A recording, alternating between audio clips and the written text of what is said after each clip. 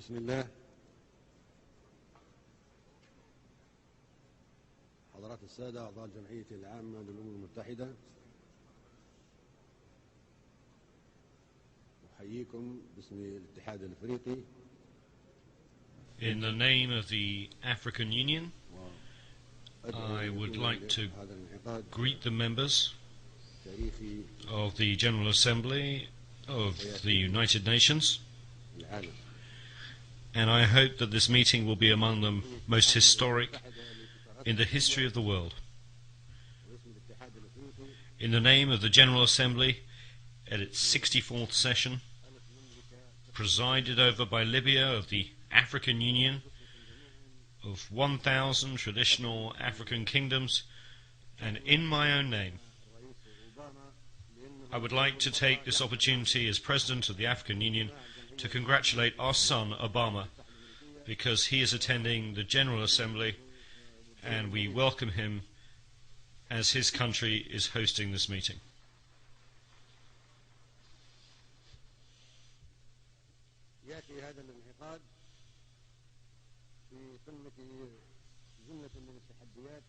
This session is taking place in the midst of so many challenges facing us, and the whole world should come together and unite its efforts to defeat the challenges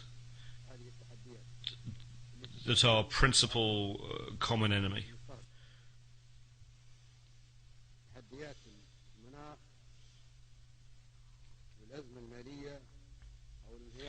Those of climate change and international crises such as the capitalist economic decline, the food and water crises, desertification, terrorism, immigration, piracy, man-made and natural epidemics, and nuclear proliferation.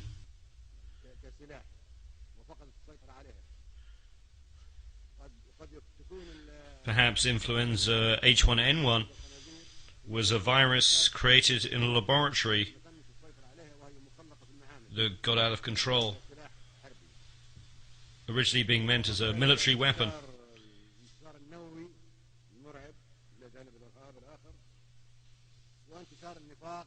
Such challenges also include hypocrisy, poverty, fear, materialism, and immorality.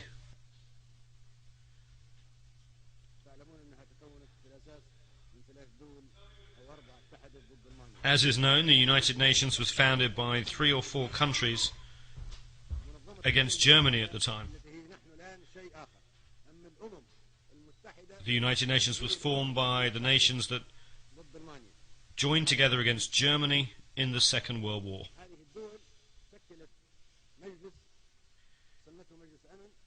Those countries formed a body called the Security Council,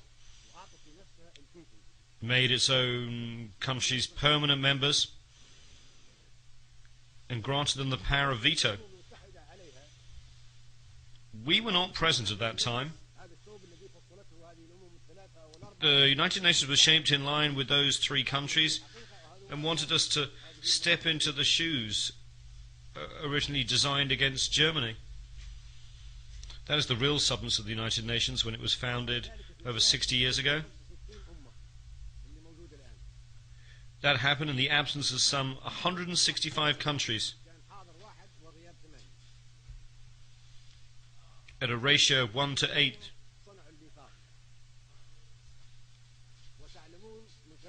That is, 1 was present and 8 were absent.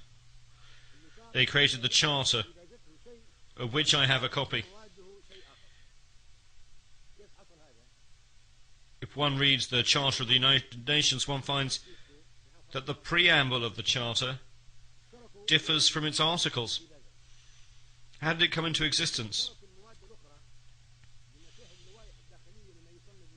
All those who attended the San Francisco conference in 1945 participated in creating the preamble, but they left the articles and internal rules of the procedures of the so-called Security Council to experts, specialists and interested countries which were those countries that had established the Security Council and united against Germany. The preamble is very appealing and no one objects to it, but all the provisions that follow it completely contradict the preamble. We reject such provisions and we will never uphold them. They ended with the Second World War.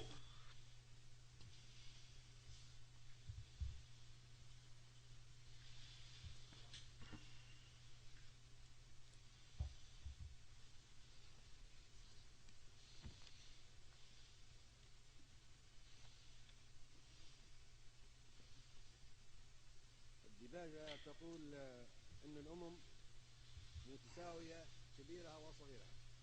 The preamble says that all nations, small or large, are equal.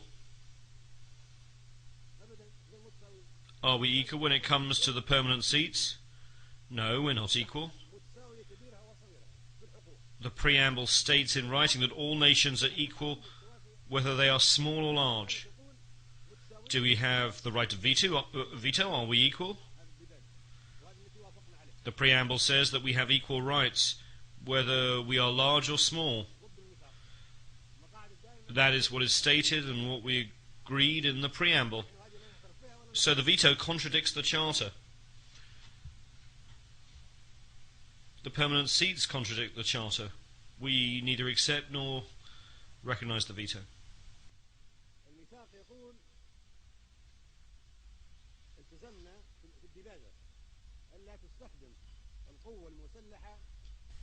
The preamble of the Charter states that armed force shall not be used save in the common interest.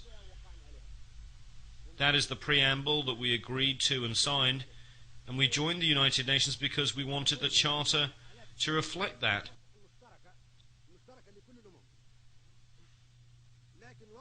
It says that armed force shall only be used in the common interest of all nations.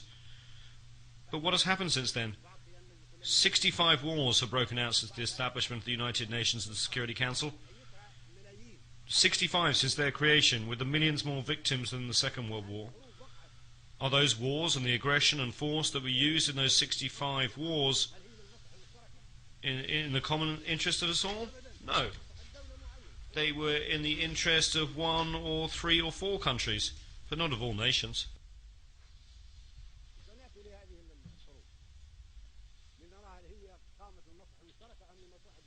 We will talk about whether those wars were in the interests of one country or of all nations.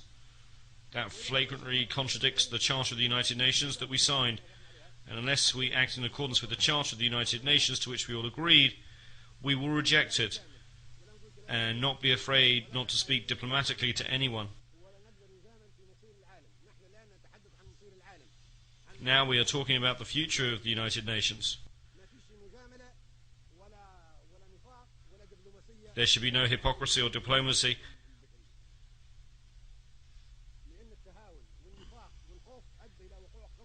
Because it concerns the important and vital issue of the future of the world. It was hypocrisy that brought about 65 wars since the establishment of the United Nations.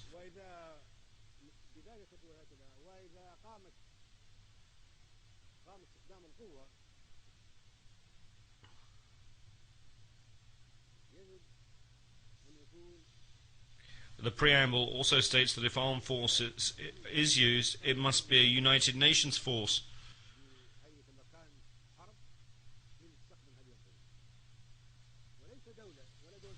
Thus military intervention by the United Nations with the joint agreement of the United Nations, not 1 or 2 or 3 countries using armed force. The entire United Nations will decide to go to war to maintain international peace and security.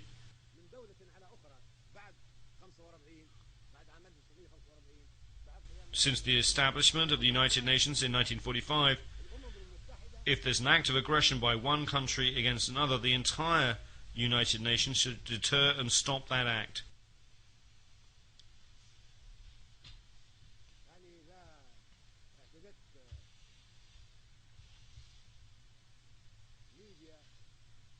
If a country, Libya for instance, were to exhibit aggression against France, then the entire organization would respond because France is a sovereign state.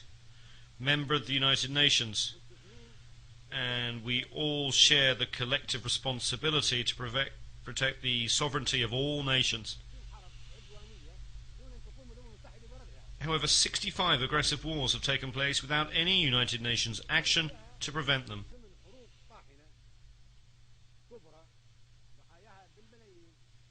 8 other massive, fierce wars, whose victims number some 2 million, have been waged by member states that enjoy veto powers.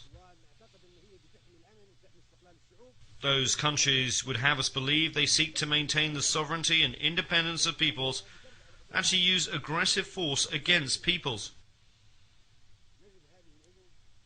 While we would like to believe that these countries want to work for peace and security in the world and protect peoples, they have instead resorted to aggressive wars and hostile behavior, enjoying the veto they granted themselves as permanent members of the Security Council. They have initiated wars that have claimed millions of victims.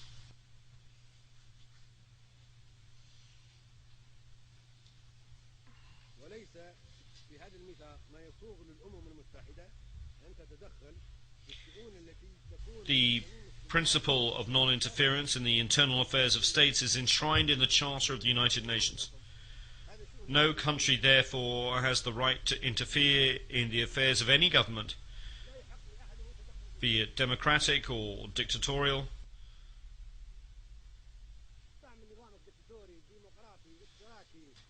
Democratic, dictatorial, socialist or capitalist, reactionary or progressive. This is the responsibility of each society.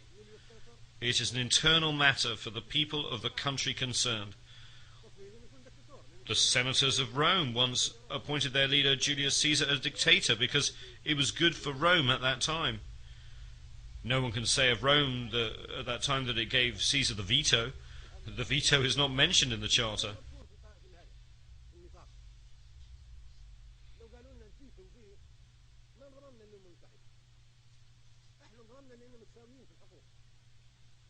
We joined the United Nations because we thought we were equals, only to find that one country can object to all the decisions we make. Who gave the permanent members their status in the Security Council? 4 of them granted this status to themselves. The only country that we in this assembly elected to a permanent member status in the Security Council is China. This was done democratically. But the other seats were imposed upon us in an undemocratically through a dictatorial procedure carried out against our will, and we should not accept it.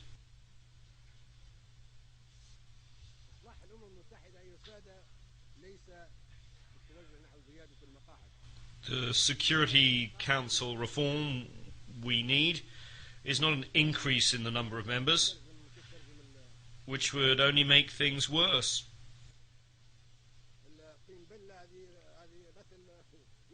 To use a common expression, if you add more water, you get more mud. It would add insult to injury.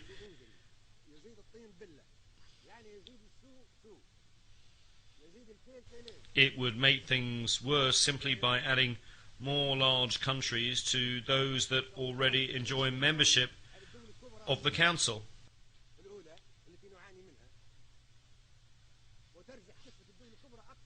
It would merely perpetuate the proliferation of superpowers.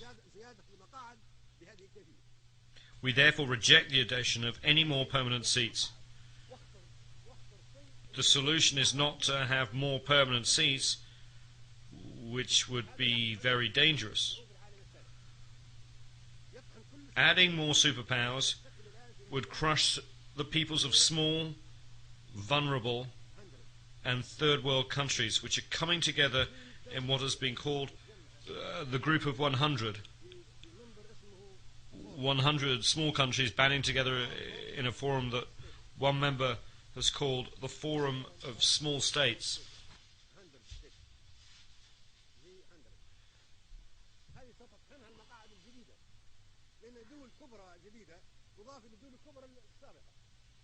These countries would be crushed by superpowers, were additional large countries to be granted membership in the Security Council. This door must be closed. We reject it strongly and categorically.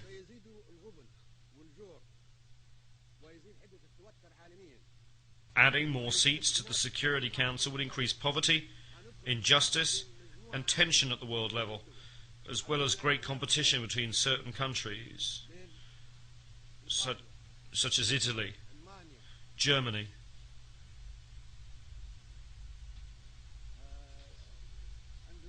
Indonesia, India, Pakistan, the Philippines, Japan, Brazil, Nigeria, Argentina, Algeria, Libya, Egypt, the Democratic Republic of the Congo, South Africa, Tanzania, Turkey, Iran, Ukraine and Greece. All these countries would seek a seat on the Security Council, making its membership almost as large as that of the General Assembly, and resulting in an impractical competition. What solution can there be? The solution is for the General Assembly to adopt a binding resolution under the leadership of Mr. Trekkie based on the majority will of the Assembly members and taking into account the consideration of no other body.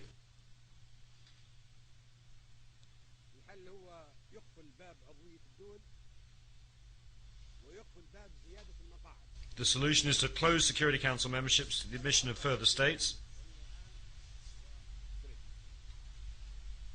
This item is on the agenda of the General Assembly during the present session presided over by Mr. Trekkie.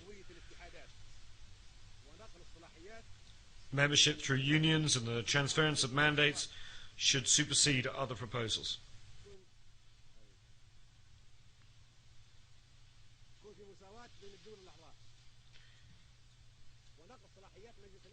We should focus on the achievement of democracy based on the equality of member states. There should be equality among member states and the powers and mandates of the Security Council, and it should be transferred to the General Assembly. Membership should be for unions, not for states. Increasing the number of member states would give the right to all countries to a seat, in accordance with the spirit of the preamble of the Charter. No country could deny a seat to the Council to Italy, for instance, if a seat was given to Germany. For the sake of argument, Italy might say that Germany was an aggressive country and was defeated in the Second World War.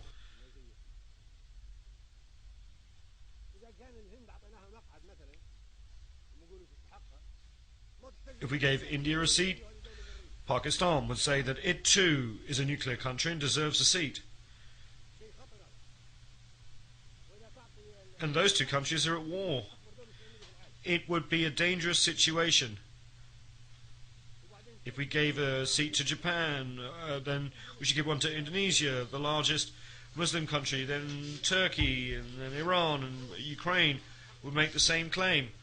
What could we say to Argentina or Brazil? Libya deserves a seat for its efforts in the service of world security by discarding its weapons of mass destruction. Then South Africa, Tanzania, Ukraine would demand the same. All these countries are important. The door to Security Council membership should be closed. This approach is a falsehood, a trick that has been exposed. If we want to reform the United Nations, bringing in more superpowers is not the way. The solution is to foster democracy at the level of the General Congress of the world, the General Assembly, to which the powers of the Security Council should be transferred. The Security Council will become merely an instrument for implementing the decisions taken by the General Assembly, which would be the Parliament, the Legislative Assembly of the world. This assembly is our democratic forum, and the Security Council should be responsible before it. We should not accept the current situation. These are the legislators of the members of the United Nations, and their resolutions should be binding. It is said that the General Assembly should do whatever the Security Council recommends. On the contrary, the Security Council should do whatever the General Assembly decides. This is the United Nations, the assembly that includes 192 countries. It is not the Security Council, which includes only 15 of the member states. How can we be happy about global peace and security if the whole world is controlled by only 5 countries?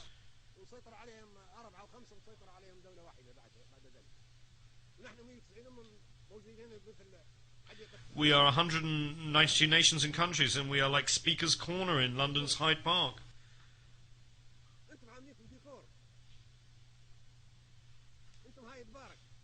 We just speak and nobody implements our decisions. We're a mere decoration without any real substance. We are Speaker's Corner, no more, no less.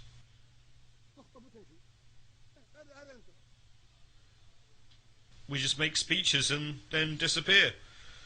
This is who you are right now.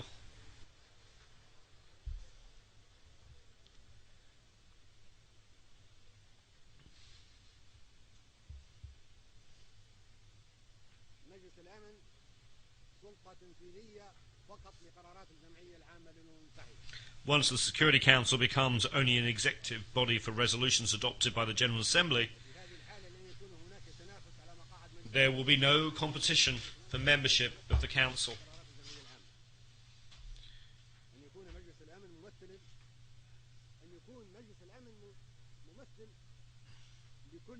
Once the Security Council becomes a tool to implement General Assembly resolutions, there will be no need for any competition. The Security Council should quite simply represent all nations in accordance with the proposals submitted to the General Assembly. There would be a permanent seats on the Security Council for all unions and groups of countries.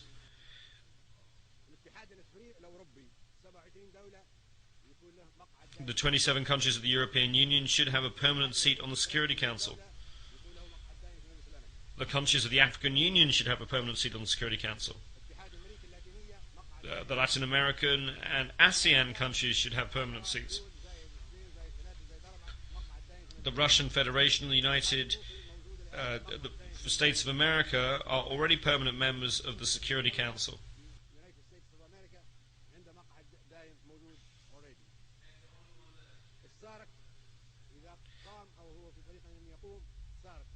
The Southern African Development Community, SADC, once it's fully established, should have a permanent seat.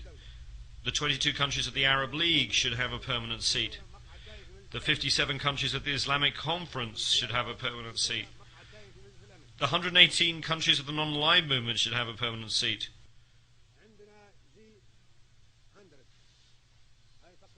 Then there is the G100. Perhaps the small countries should also have a permanent seat. Countries not included in the unions that I have mentioned could perhaps be assigned a permanent seat to be occupied by them in rotation every 6 or 12 months. I'm thinking of countries like Japan and Australia that are outside organizations as ASEAN, or like the Russian Federation that is not a member of European or Latin American or African unions. This would be a solution for them if the General Assembly votes in favor of it.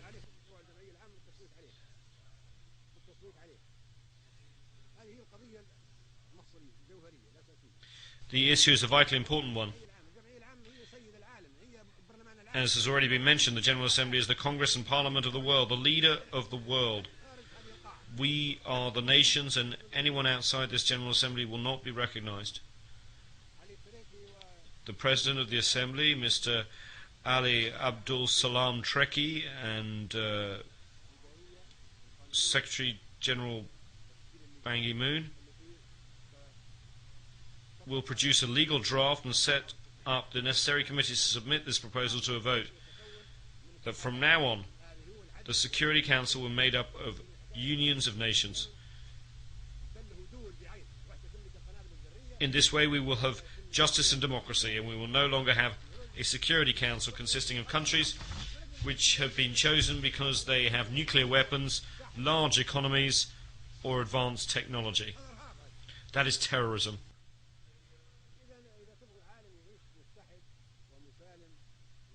We cannot allow the Security Council to be run by superpowers. That is terrorism in itself. If we want a world that is united, safe and peaceful, this is what we should do. If we want to remain in a world at war, that is up to you. We will continue to have conflict and to fight until doomsday or the end of the world. All Security Council members should have the right to exercise the veto,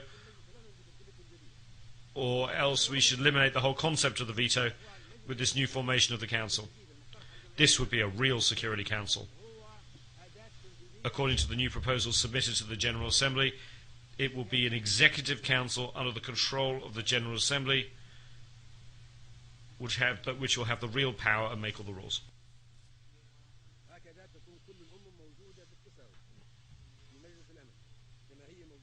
In this way, all countries will be on an equal footing in the Security Council, just as they are in the General Assembly. In the General Assembly, we are all treated equally when it comes to membership and voting. It should be the same in the Security Council.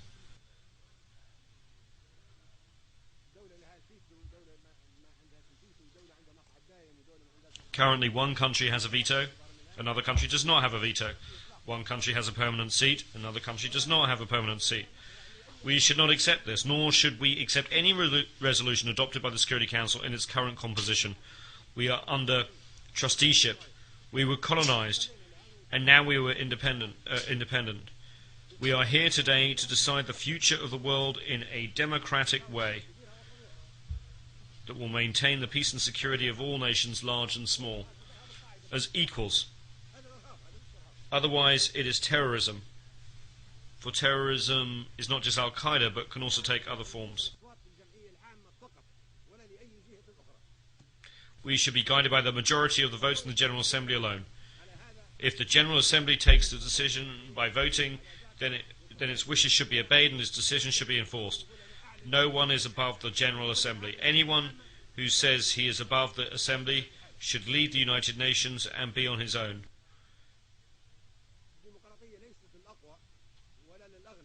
Democracy is not just for the rich or most powerful or those who practice terrorism. All nations should be and should be seen to be on an equal footing.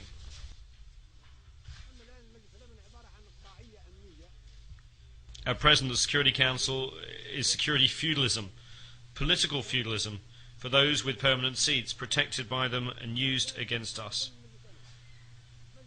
It should be called not the Security Council, but the Terror Council.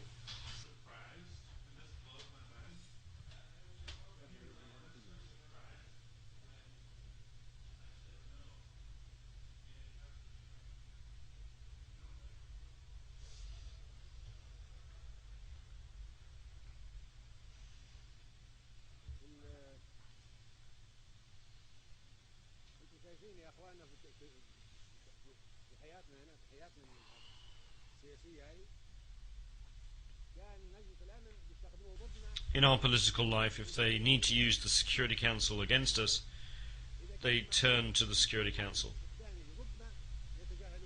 If they have no need to use it against us, they ignore the Security Council.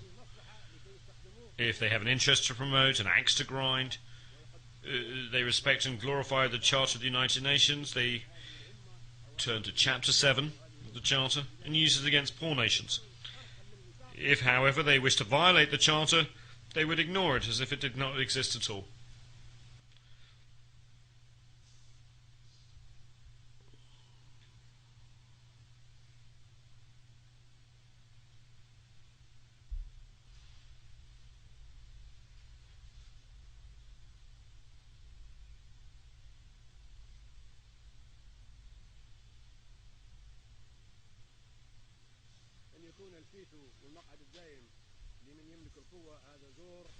If the veto of the permanent members of the Security Council is given to those who have the power, this is injustice and terrorism and should not be tolerated by us. We should not live in the shadow of this injustice and terror. Superpowers have complicated global interests. They use the veto to protect those interests. For example, in the Security Council, they use the power of the United Nations to protect their interests and to terrorize and intimidate the third world, causing it to live under the shadow of terror. From the beginning, since it was established in 1945, the Security Council has failed to provide security. On the contrary, it has provided terror and sanctions. It is only used against us. For this reason, we will no longer be committed to implementing Security Council resolutions after this speech, which marks the 40th anniversary.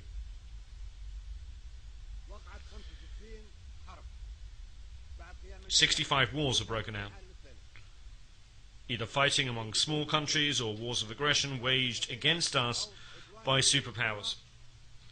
The Security Council, in clear violation of the Charter of the United Nations, failed to take action to stop these wars or acts of aggression against small nations and peoples. The General Assembly will vote on a number of historic proposals. Either we act as one, or we will fragment. If each nation were to have its own version of the General Assembly, the Security Council and the various instruments and each will have to have an equal footing. The powers that currently fill the permanent seats would be confined to use of their own sovereign bodies, whether they be 3 or 4 of them, and would have to exercise their rights against themselves. This is of no concern to us. If they want to keep their permanent seats, that's fine. Permanent seats will be of no concern to us. We shall never submit to their control or to their exercise of the veto that was given to them. We are not so foolish as to give up the right of veto to the superpowers to use so they can treat us as second-class citizens and outcast nations. It is not we who decided that those countries are the superpowers and respected nations with the power to act on behalf of 192 countries.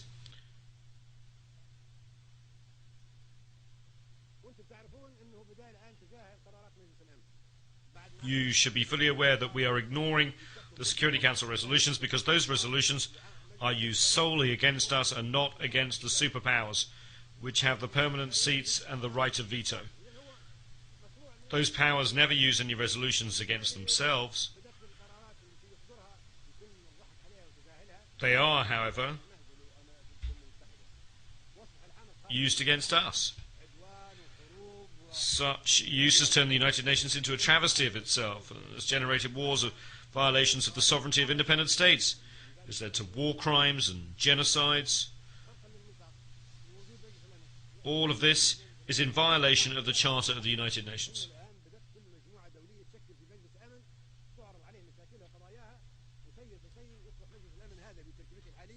Since no one pays attention to the Security Council of the United Nations, each country and community has established its own Security Council, and the Security Council here has become isolated.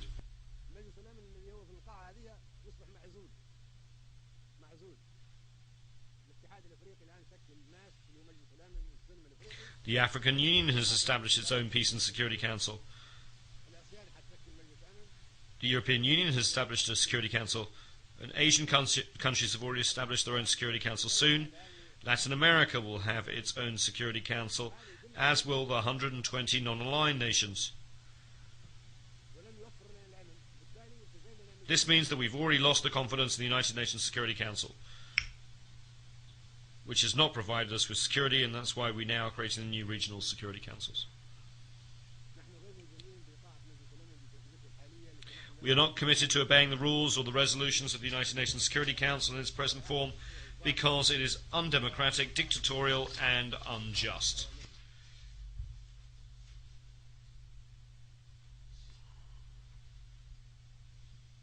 No one can force us to join the Security Council or to obey or comply with the resolutions or orders given by the Security Council in its present composition. Furthermore, there is no respect for the United Nations and no regard for the General Assembly, which is actually the true United Nations, but whose resolutions are non-binding. The decisions of the International Court of Justice, the international judicial body, take aim only at small countries and third world nations. Powerful countries escape the notice of the court, or, if judicial decisions are taken against these powerful countries, they are not enforced.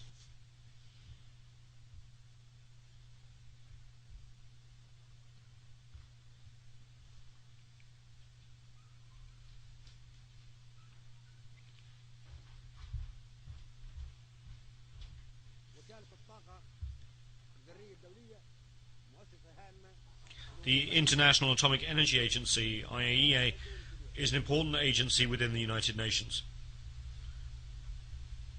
Powerful countries, however, are not accountable to it or under its jurisdiction.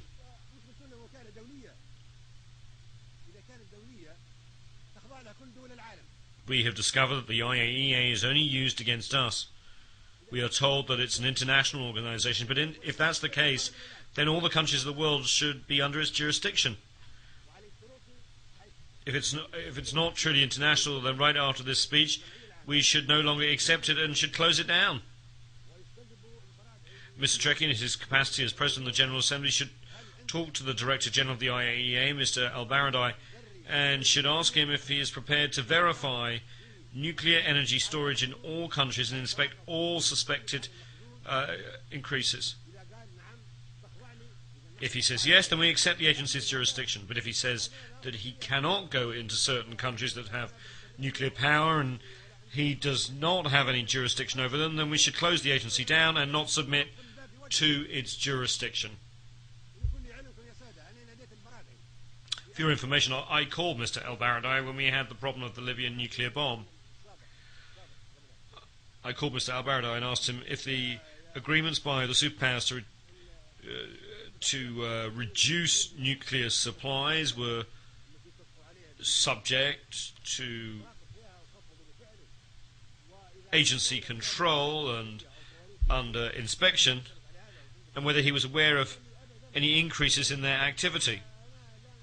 He told me that he was not in a position to ask the superpowers to be inspected. So is the agency only inspecting us? If so, it does not qualify as an international organization since it is selective, just like the Security Council and the International Court of Justice. This is not equitable, nor is the United Nations. We totally reject this situation.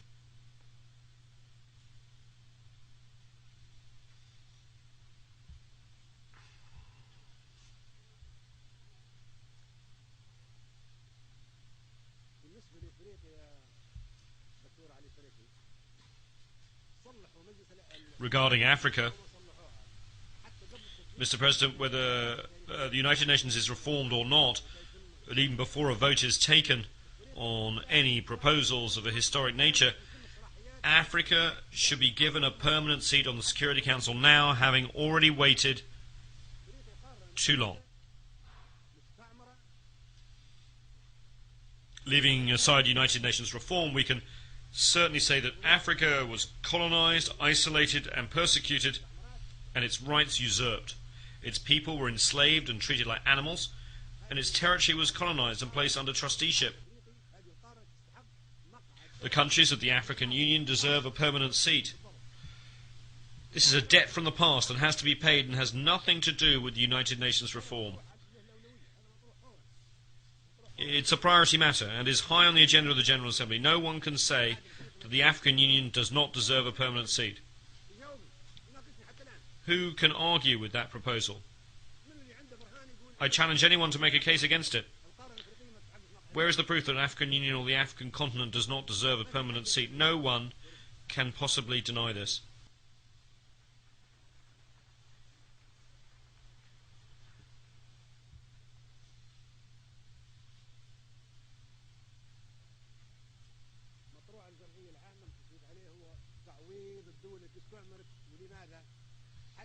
Another matter that should be voted on in the General Assembly is that of compensation for countries that were colonized so as to prevent the colonization of a continent, the usurpation of its rights and the pillaging of its wealth from happening again.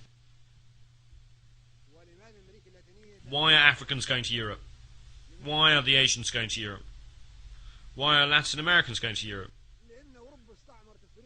It is because Europe colonized those peoples and stole the material and human resources of Africa, Asia and Latin America, the oil, the minerals, the uranium, the gold, the diamonds, the fruit, the vegetables, the livestock and the people, and use them.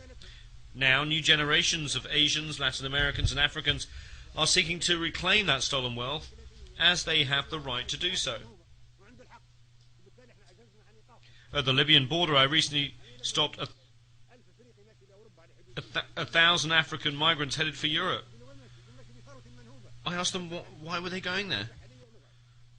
They told me it was to take back their stolen wealth, that they would not be leaving otherwise. Who can restore the wealth that was taken from us? If you decide to restore all this wealth, there will be no more immigration from the Philippines, Latin America, Mauritius, and India.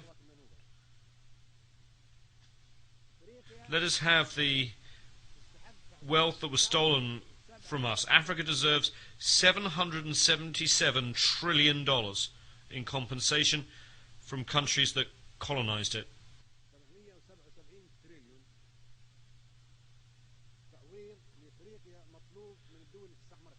Africans will demand that amount. If you do not give it to them, they will go to where you have taken those trillions of dollars. They have the right to do so. They have to follow that money and bring it back again. Why is there no Libyan immigration to Italy, even though Libya is so close by? Italy owed compensation to the Libyan people.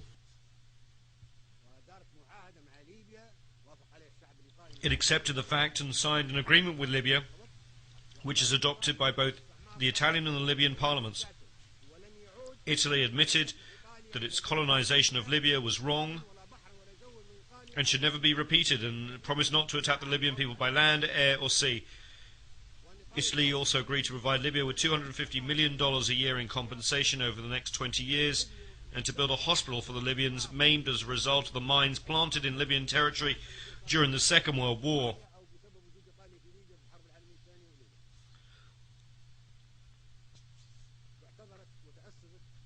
Italy apologized and promised that it would never again occupy the territory of another country.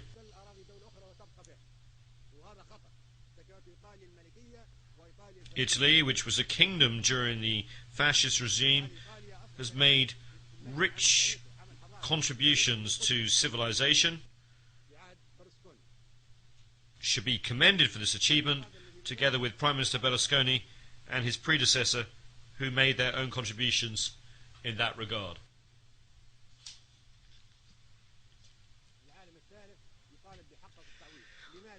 Why is this third world demanding compensation? So that there will be no more colonization, so that large and powerful countries will not colonize, knowing that they will have to pay compensation. Colonization should be punished. The countries that harmed other peoples during the colonial era should pay compensation for the damage and suffering inflicted under their colonial rule.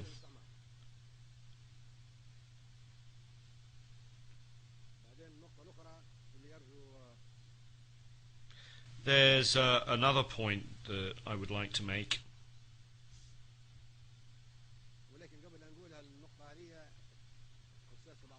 However, before doing so, and addressing a somewhat sensitive issue, I should like to make an aside.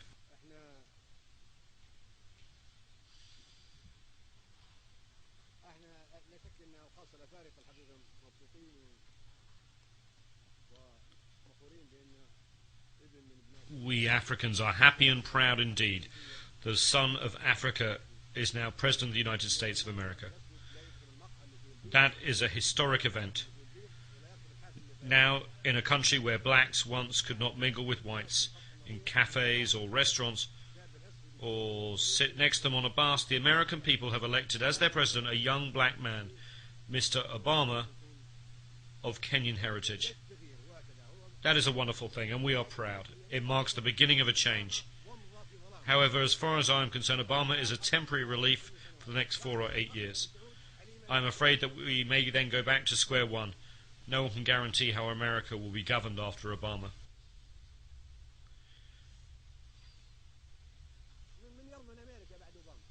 We would be content if Obama could remain President of the United States of America forever.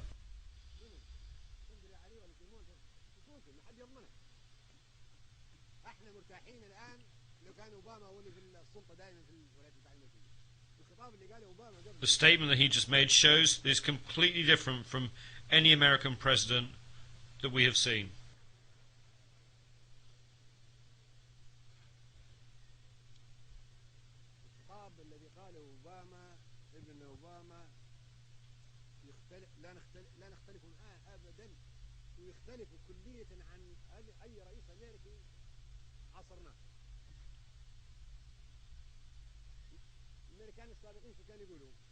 American presidents used to threaten us with all manner of weapons,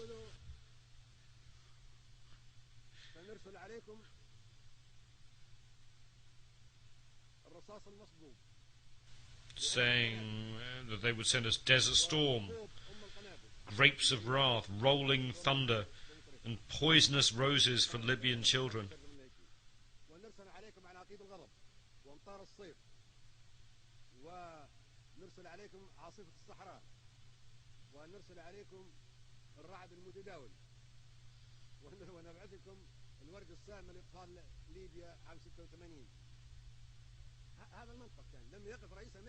That was their approach. American presidents used to threaten us with operations such as Rolling Thunder, sent to Vietnam, Desert Storm, sent to Iraq.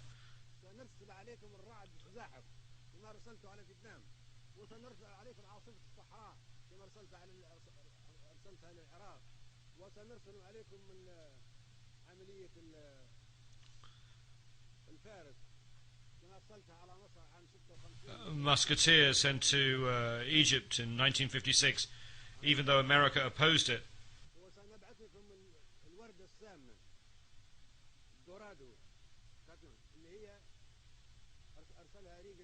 And the poisonous roses visited upon Libyan children by Reagan. Can you imagine? One would have thought that presidents of a large country with a permanent seat on the Security Council and the right of veto would have protected us and sent us peace. And what did we get instead? Laser-guided bombs carried to us on F-111 aircraft. This was their approach. We will lead the world, whether you like it or not, and we will punish anyone who opposes us. What our son Obama said today is completely different. He made a serious appeal for nuclear disarmament, which we applaud. He also said that America alone could not solve the problems facing us, and that the entire world should come together to do so. He said that we must do more than we are doing now, which is making speeches. We agree with that and applaud it. He said that we had to come to the United Nations to talk against one another. It is true that when we come here, we should communicate with one another on an equal footing. And he said that democracy should not be imposed from outside. Until recently, American presidents have said that democracy should be imposed on Iraq and other countries. But he said that this was an internal affair. He spoke truly when he said that democracy cannot be imposed from outside.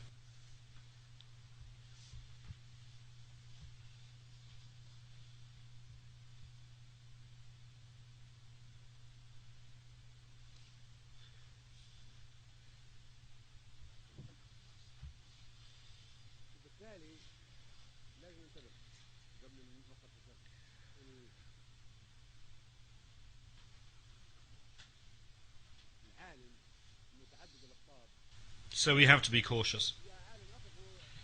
Before I make these sensitive remarks, I note that the whole world has so many polarities. Listen, should we have a world of so many polarities? Can we not have nations on an equal footing? Let's have an answer. Does anyone have an answer as to whether it's better to have a world of so many polarities? Why can we not have equal standing? Should we have patriarchs? Should we have popes? Should we have gods? Why should we have a world of so many polarities? We reject such a world and call for a world where big and small are equal.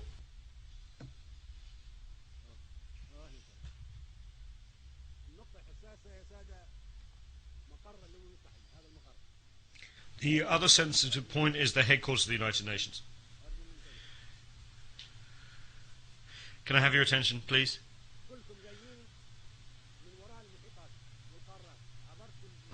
All of you came across the Atlantic Ocean, the Pacific Ocean, crossing the Asian continent or the African continent to reach this place. Why?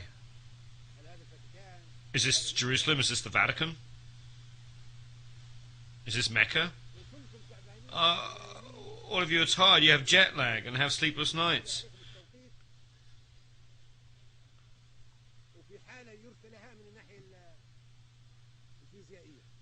You're very tired, very low physically.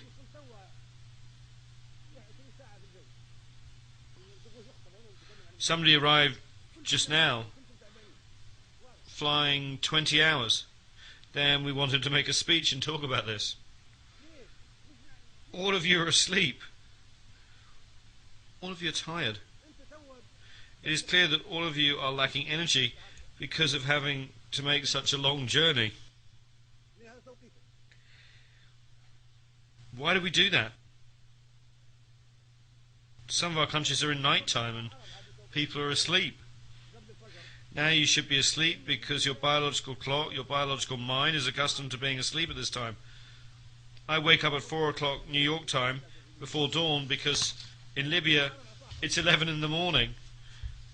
When I wake up at 11 it's supposed to be daytime. At 4 o'clock I am awake.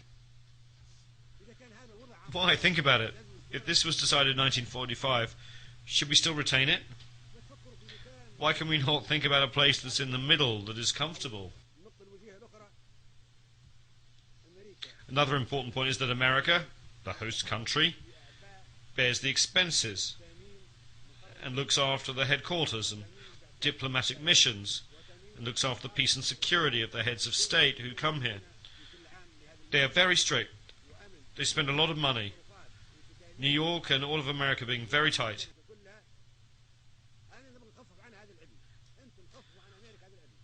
I want to relieve America of this hardship. We should thank America. We should say to America, thank you for all the trouble that you've taken on yourself. We say thank you, America.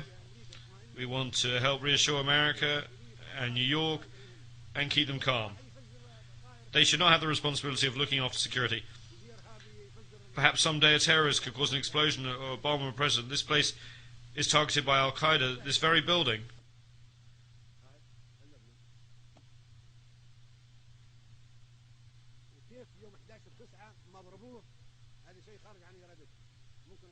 Why was it not hit on September 11th? It was beyond their power. The next target would be this place. I'm not saying this in an offhand manner. We have tens of members of Al-Qaeda detained in Libyan prisons. Their confessions are very scary. That makes America live under tension. One never knows what will happen. Perhaps America or this place would be targeted again by a rocket. Perhaps tens of heads of state will die. What we want to relieve America from this worry, we should take the place to where it is not targeted. Now, after 50 years, the United Nations headquarters should be taken to another part of the hemisphere.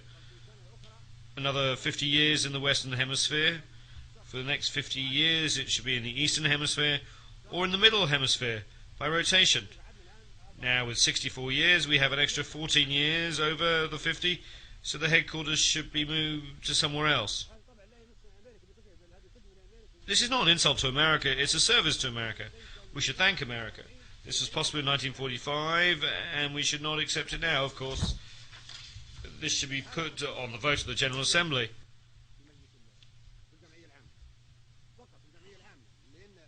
Only in the General Assembly, because in Section 23 of the Headquarters Agreement it says that the United Nations headquarters can be moved to another location only by a resolution of the General Assembly. If 51% of the Assembly approves relocation of headquarters, then it can be moved.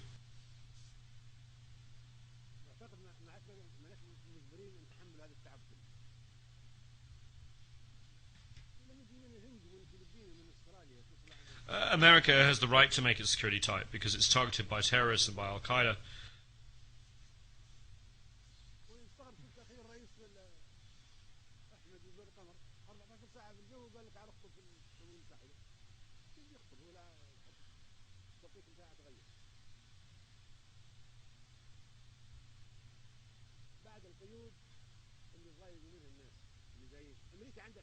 America has the right to take all security measures. We're not blaming America for that. However, we do not tolerate these measures. We do not come to New York and be subjected to all these measures.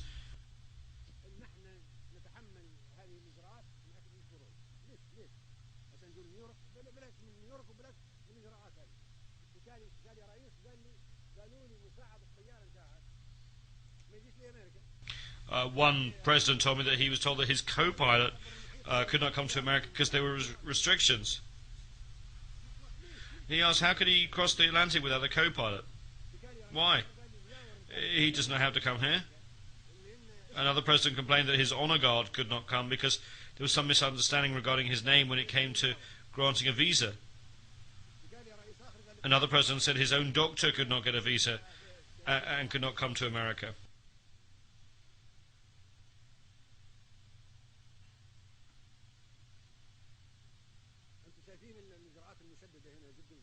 The security measures are very strict. If a country has any problems with America, they will set up restrictions on the movement of member delegations as if one is in Guantanamo.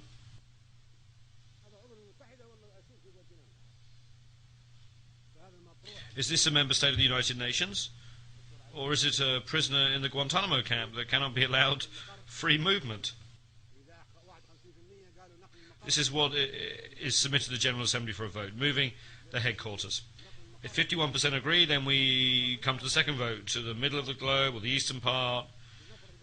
If we say we move the headquarters to the middle of the hemisphere, why don't we move it to Sirte or Vienna? One can come even without a visa. Once you come as president, Libya is a secure country. We are not going to restrict you to 100 or 500 meters. Libya has no hostile actions against anybody, and I think the same holds true of Vienna.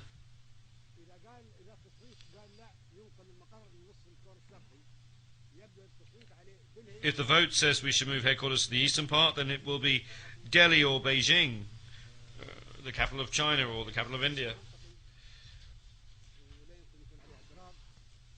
That's logical, my brothers. I do not think there will be any objection to that. Then you will thank me for this proposal, for eliminating the suffering and trouble of flying 14, 15 or 20 hours to come here. No one can blame America or say that America will reduce its contributions to the United Nations. No one should have that bad a thought. America, I'm sure, is committed to its international obligations. America will not be angry.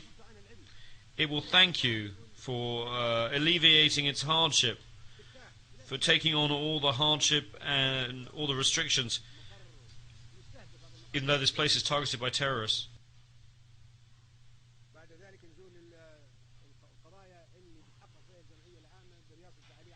We come now to the issues that will be considered by the General Assembly. We are about to put the United Nations on trial. The old organizations will be finished and a new one will emerge. This is not a normal gathering.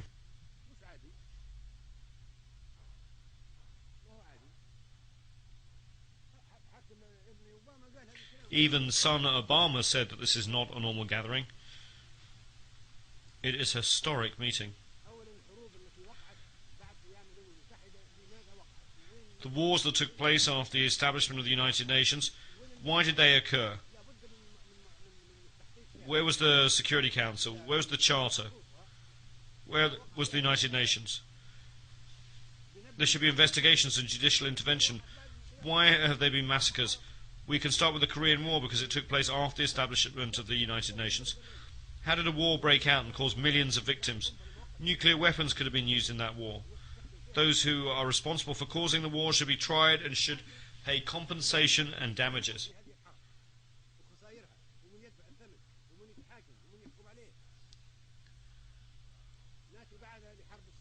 Then we come to the Suez Canal War of 1956.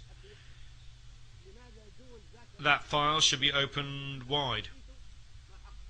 3 countries with permanent seats on the Security Council and with the right of veto in the Council attacked a member state of this General Assembly. A country that was a sovereign state, Egypt, was attacked. Its army was destroyed. Thousands of Egyptians were killed and many Egyptian towns and entities were destroyed, all because Egypt wanted to nationalize the Suez Canal. How could such a thing have happened during an era of the United Nations and the Charter? How is it possible to guarantee that such a thing will not be repeated unless we make amends for past wrongs? Those were dangerous events, and the Suez Canal and Korean War files should be reopened. Next we come to the Vietnam War. There were 3 million victims of that war. During 12 days, more bombs were dropped than during 4 years of the Second World War.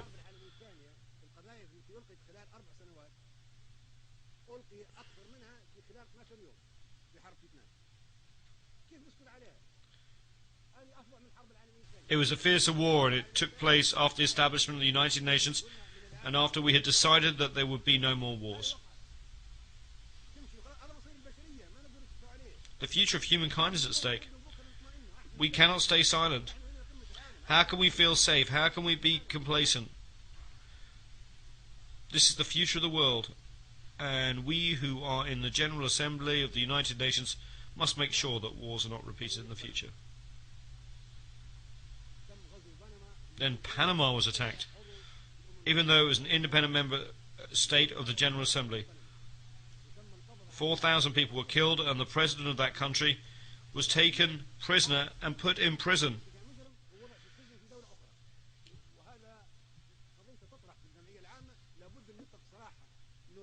Noriega should be released. We should open that file. How can we entitle a country that is a United Nations member state to wage war against another country, capture its president, treat him as a criminal and put him in prison? Who would accept that?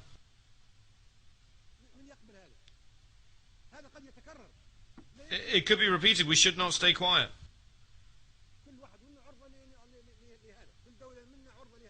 We should have an investigation.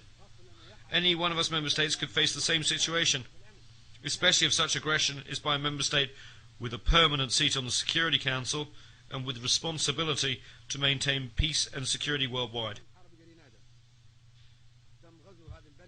Then there is the war in Grenada. The country was invaded even though it was a member state.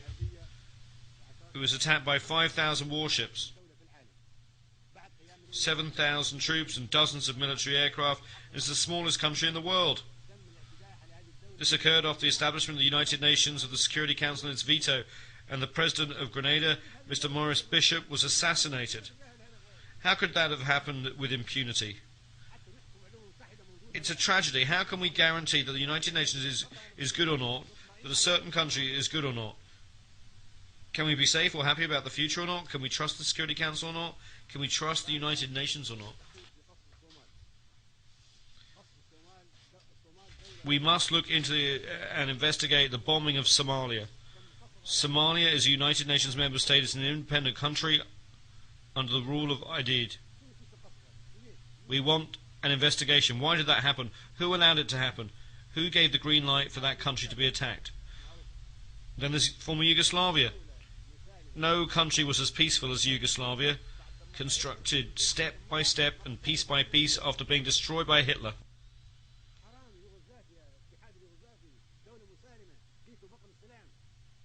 We destroyed it. as if we were doing the same job as Hitler. Tito built that peaceful country step by step, brick by brick, and then we arrived and broke it apart from imperialistic and personal interests. How can we be complacent about that? Why can we not be satisfied? If a peaceful country like Yugoslavia faced such a tragedy, the General Assembly should have an investigation and should decide who should be tried before the International Criminal Court. Then we have war in Iraq, the mother of all evils.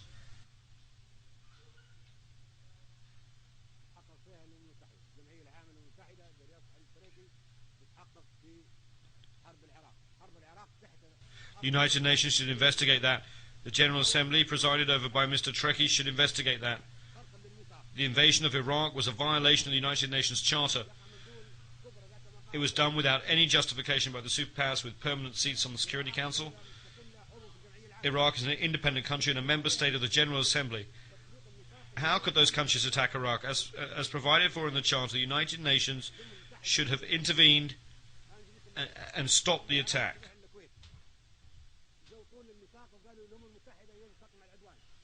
We spoke in the General Assembly and urged it to use the Charter to stop that attack.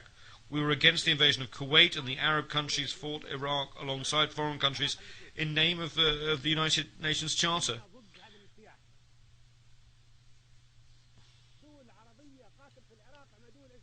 In the first instance, the Charter was respected.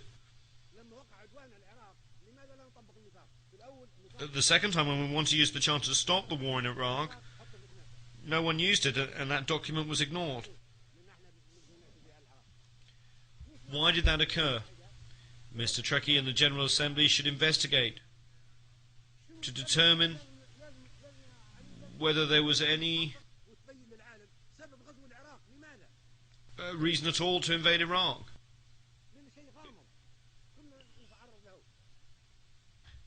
Because the reasons for that attack remain mysterious and ambiguous, and we might face the same destiny.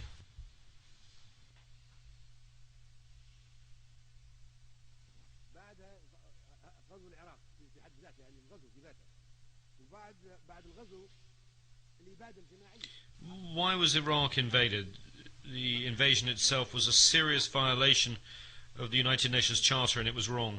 There was also a total massacre or genocide. More than 1.5 million Iraqis were killed. We want to bring the Iraqi file before the International Criminal Court, and we want those who committed mass murder against the Iraqi people to be tried. It's not easy for Charles Taylor to be tried, or Bashir to be tried, or for Noriega to be tried. It's all easy for them.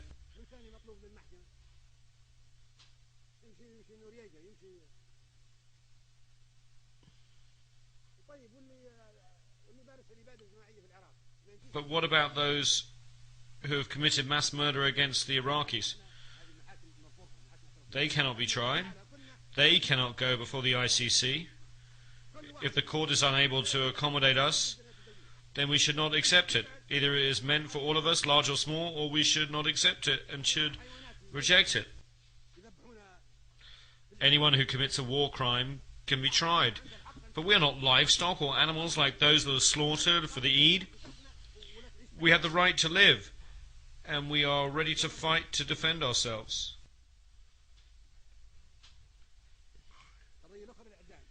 We have the right to live in dignity, under the sun and on earth. They have already tested us, and we have withstood the test. There are other things as well. What is it that Iraqi prisoners of war can be sentenced to death? When Iraq was invaded and the president of Iraq was taken, he was a prisoner of war. He should not have been tried.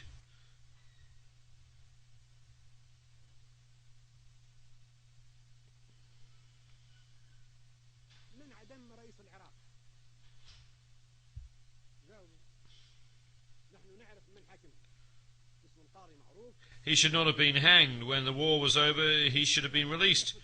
We want to know why a prisoner of war should have been tried. Who sentenced the president of Iraq to death? Is there an answer to that question? We know the identity of a judge who tried him, and those who tied the noose around the president's neck on the day of sacrifice and hanged him. Those people wore masks. How could this have happened in a civilized world? They were prisoners of war of civilized country under international law. How could government ministers and a head of state be sentenced to death and hanged? Were those who tried them lawyers or members of a judicial system? Do you know what people are saying? They are saying that the faces behind the masks were those of the President of the United States and the Prime Minister of the United Kingdom. And it was they who put the President of Iraq to death.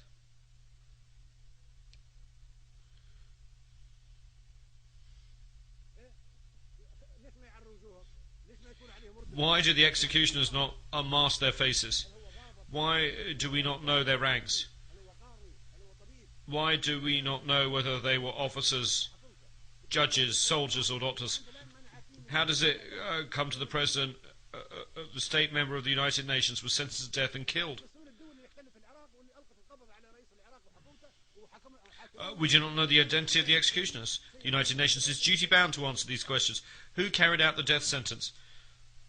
They must have legal status and official responsibilities. We should know their identities, and we should know about the presence of a physician and the nature of all the legal proceedings. That would be true for an ordinary citizen, let alone for the president of a state member of the United Nations who was put to death in this manner.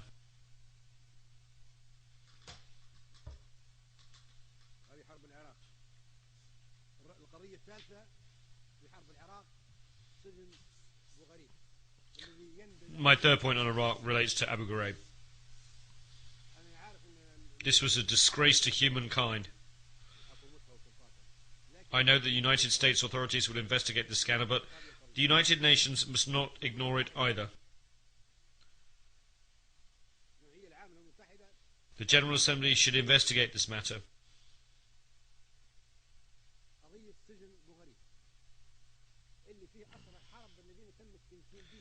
Prisoners of war held in Abu Ghraib prison were tortured. Dogs were set on them. Men were raped. This is the unprecedented in the history of war.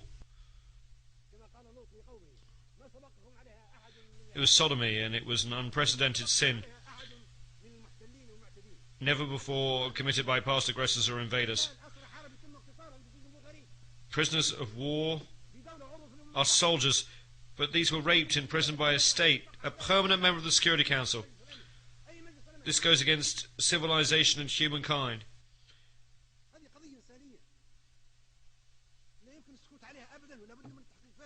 We must not keep silent. We must know the facts. Even today, 250,000 of Iraqi prisoners, men and women alike, remain in Abu Ghraib. They are being maltreated, persecuted and raped. There must be an investigation.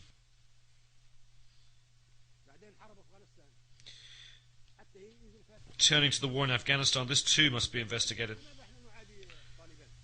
Why are we against the Taliban? Why are we against Afghanistan? Who are the Taliban? If the Taliban want a religious state, that's fine. Think of the Vatican. Does the Vatican pose a threat to us? No, it's a religious, very peaceful state.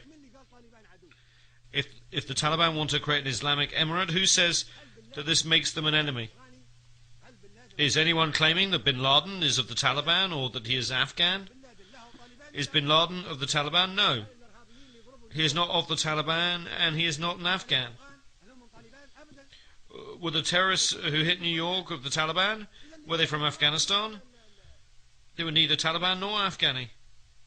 Then, what was the reason for the wars in Iraq and Afghanistan? If I truly wanted to deceive my American and British friends, I would encourage them to send more troops, and I would encourage them to persist in this bloodbath. But they will never succeed in Iraq or Afghanistan. Look what happened to them in Iraq, which is a desert. It's even worse in mountainous Afghanistan.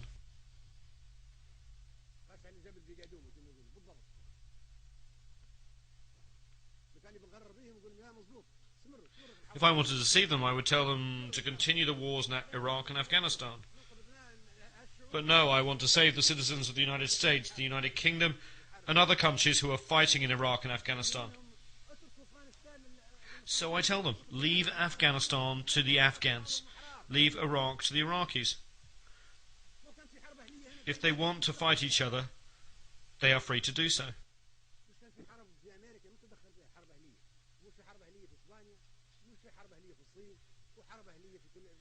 America had its civil war, and no one interfered in it. There were civil wars in Spain, China, and countries all over the world. No place on earth has been free of civil wars. Let there be a civil war in Iraq. If the Iraqis want to have a civil war and fight each other, that's fine. Who says that if the Taliban form a government, they would possess intercontinental missiles of the kind of airplanes that hit New York?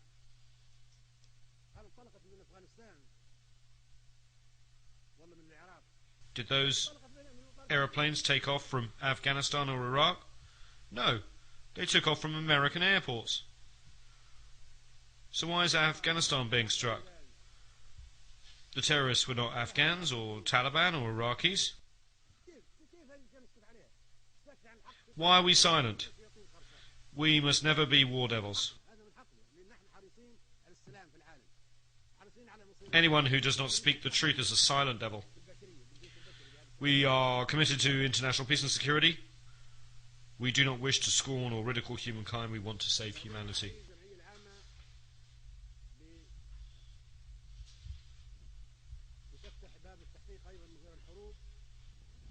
As President of the General Assembly, Mr. Ali Trekkie should open an investigation of the assassinations file, in addition to the war files. Who killed Patrice Lumumba and why? We merely want to record it in the annals of African history. We want to know how an African leader, a liberator, came to be assassinated. Who killed him? We want our sons to be able to read the history of how Patrice Lumumba, the hero of Congo's liberation struggle, was assassinated. We want to know the facts, even 50 years on. That is one file that should be reopened. And who killed Secretary General Doug Hammarskjöld? Who fired on his aeroplane in 1961 and why? And then there's the assassination of United States President Kennedy in 1963.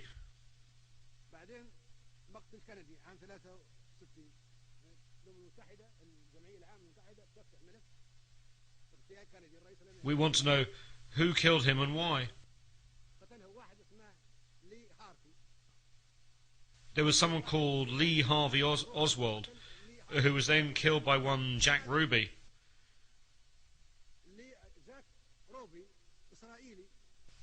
But why did he kill him? Jack Ruby, an Israeli, killed Lee Harvey Oswald, who killed Kennedy. Why did this Israeli kill Kennedy's killer? Then Jack Ruby, the killer of Kennedy, died in mysterious circumstances before he could be tried. We must open the files. The whole world knows that Kennedy wanted to investigate the Israeli Dimona nuclear reactor. This involves international peace and security and weapons of mass destruction. That is why we should open this file.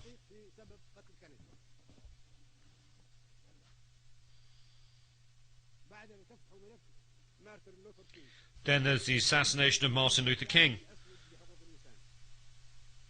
the black reverend and human rights activist. His assassination was a plot, and we should know why he was killed and who killed him. And then there was Khalil Wazir, or Abu Jihad, a Palestinian, was attacked. He was living peacefully in Tunisia, a member state, and that country's sovereignty was not respected. We cannot keep silent, even though submarines and ships were detected along the coast of Tunisia where he was killed. No one was accused or tried. Abu Yad was also killed, and we should know how he was killed. He was killed in ambiguous circumstances.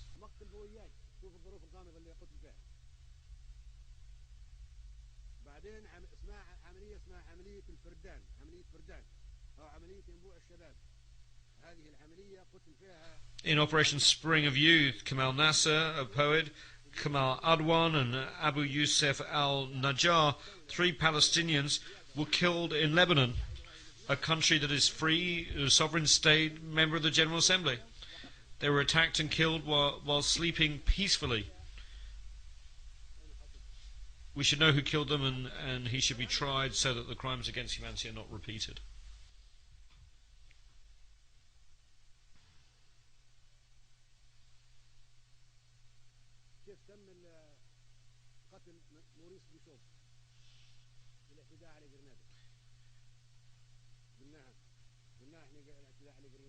We've already talked about the size of the force used in the invasion of Grenada. 7,000 troops, 15 battleships, dozens of bombers.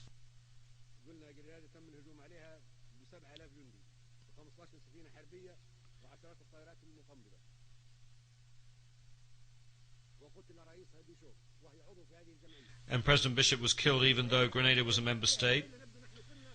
Those are crimes, and we cannot keep silent. Otherwise we will look like sacrificial beasts. We are not animals. Year after year we are attacked. We defend ourselves, our sons, our children, and we are not afraid. We have the right to live, and the earth is not destined for violence, but for us all. We can never live on this earth in such humiliation. So those are the wars.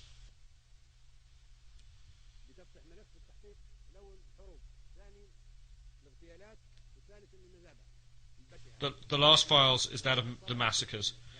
In the Sabra and Shatila massacre, 3,000 people were killed. That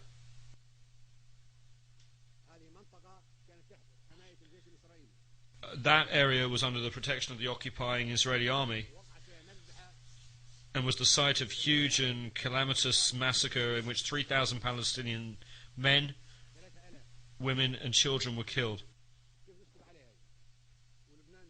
How can we keep quiet?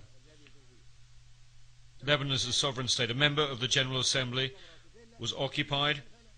Sabra and Shatila were under Israeli control, and then the massacre took place. And then there was the 2008 massacre in Gaza. There were 1,000 women and 2,200 children among the victims killed in the massacre in Gaza in 2008.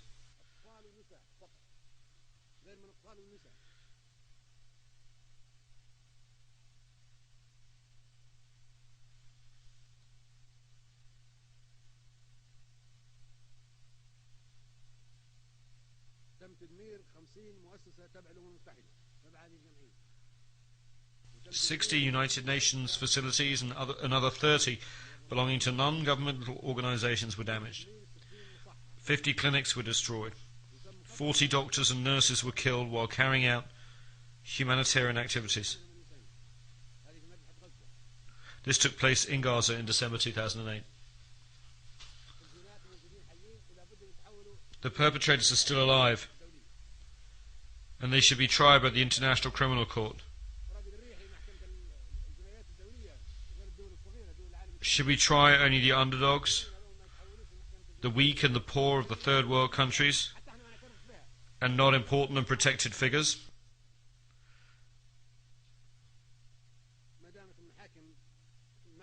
Under international law, they should all face trial for the consequences of the crimes that they have committed. Otherwise, the role of the ICC would never be recognized. If the decisions of the ICC are not respected or implemented, if the General Assembly and the Security Council mean nothing, and if the International Atomic Energy Agency serves only certain countries and organizations, then what is the United Nations? It would mean that the United Nations is nothing, and this is insignificant. Where is it? There is no United Nations. Then, while piracy may be a phenomenon of the high seas, a form of terrorism, we may talk about the piracy in Somalia. Somalis are not pirates. We are the pirates. We went there and usurped their economic zones, their fishing, their wealth. Libya, India, Japan, America, any country in the world. We're all pirates. we all entered the territorial waters and economic zones of Somalia and stole. The Somalis are protecting their own fish, their sustenance. They have become pirates because they are defending their children's food. Now we seek to address that matter in the wrong way. Should we send warships to Somalia? We should send warships to the pirates who have attacked and seized the economic zones and wealth of the Somalis and the food of their children. I met the pirates, and I told them that I would negotiate an agreement between them and the international community that respects the 200-mile exclusive economic zone under the law of the sea. It protects all marine resources belonging to the Somali people. And that stops all countries from disposing of toxic waste along the Somali coast. In return, the Somalis would no longer attack any ships. We will propose and draft such an international treaty and submit it to the General Assembly. That is the solution. The solution does not lie in sending more military ships to fight the Somalis. That is not a solution. We are addressing the phenomena of piracy and terrorism in the wrong way. Today there is swine flu. Perhaps tomorrow there'll be fish flu. Because sometimes we produce viruses by controlling them. It is a commercial business. Capitalist companies produce viruses so that they can generate and sell vaccinations. This is very shameful and poor ethics. Vaccinations and medicine should not be sold.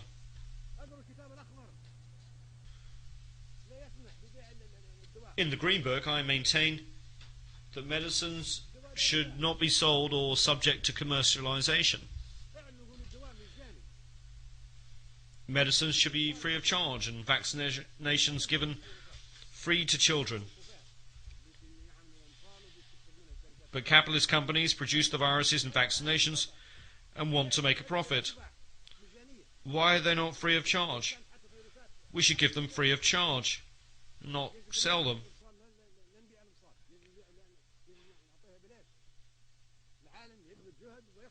The entire world should strive to protect our people,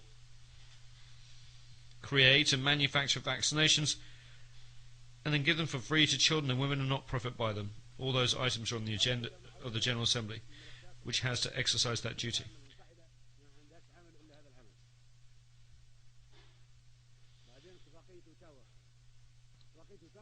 The Ottawa Convention on Landmines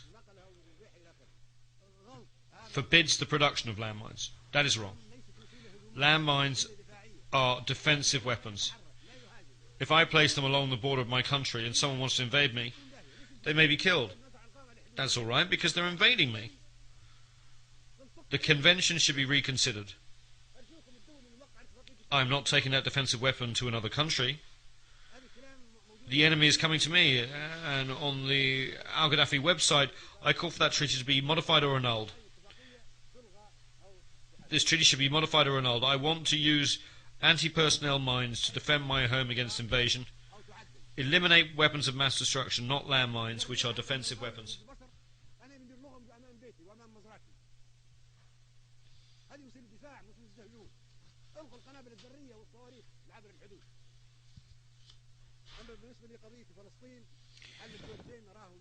With regard to the Palestinian situation, the two-state solution is impossible. It is not practical.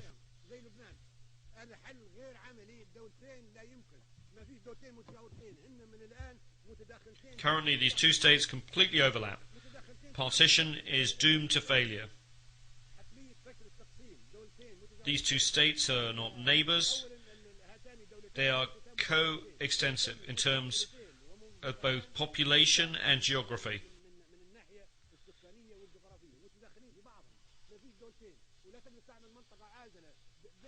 A buffer zone cannot be created between the two states. because there are 500,000 Israeli settlers in the West Bank and 1 million Arab Palestinians in the territory known as Israel. The solution, therefore, is a democratic state without religious fanaticism or ethnicity. The generation of Sharon and Arafat is over. We need a new generation in which everyone can live in peace. Look at the Palestinian and Israeli youth. They both want peace and democracy.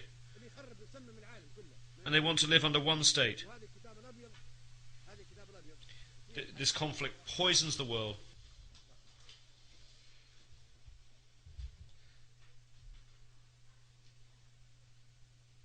The White Book actually has the solution. I hold it here.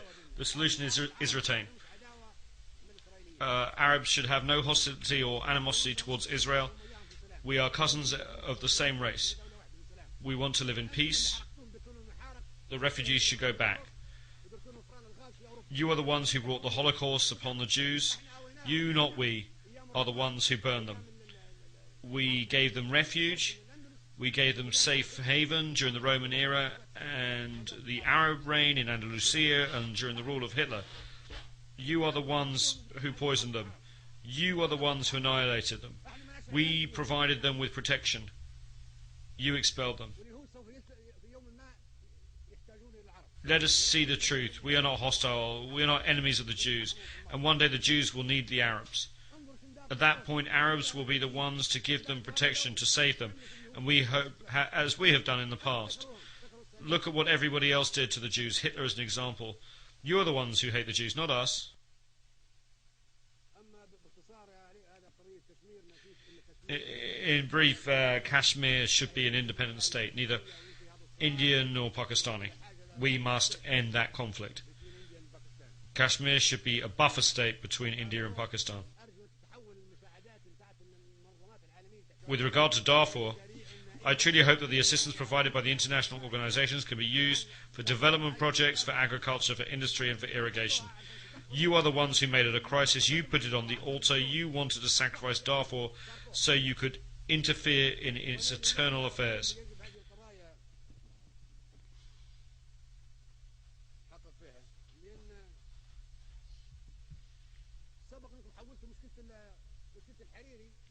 You've turned the Hariri problem into a United Nations problem. You are selling Hariri's corpse. You just want to settle scores with Syria. Lebanon is an independent state. It has law courts, a judiciary and police. At this stage, it is no longer the perpetrators that are being sought. The real wish is to settle scores with Syria, not ensure justice for Hariri.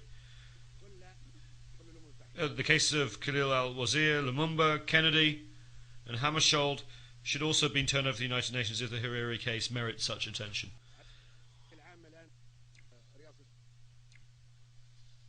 The General Assembly is now under the presidency of Libya. This is our right.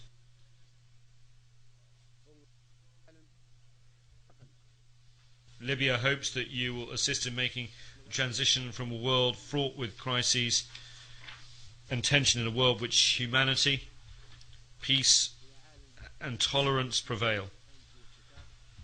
I will personally follow up on this issue with the General Assembly.